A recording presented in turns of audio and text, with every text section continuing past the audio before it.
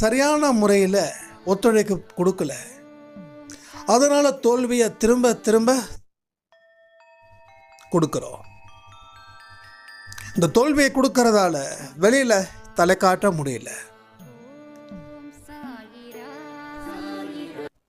போகிற இடத்துல எல்லாம் அவமானம் அப்படின்ற ஒரு பெயரே வாரி வாரி இறைக்கிறாங்க.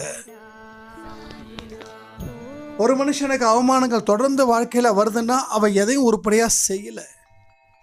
சும்மா கர்மா மேலெல்லாம் பழியை தூக்கி போட முடியாது. நான் கர்மாவுக்கு சப்போர்ட்டும் பண்ணுறேன், அதே நேரத்தில் எல்லாமே கர்மான்னு சொல்லி எஸ்கேப் ஆகிறதுக்கோ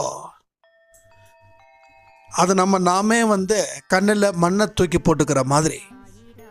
எல்லாத்துக்கும் கர்மானா உங்கள் செயலோட முடிவு தானே. ஒவ்வொரு செயலும் எப்படிப்பட்ட முடிவை தருதோ அதுக்கு தகுந்த மாதிரி தானே வாழ்க்கை. அப்போ நம்ம பண்ண செயல்கள்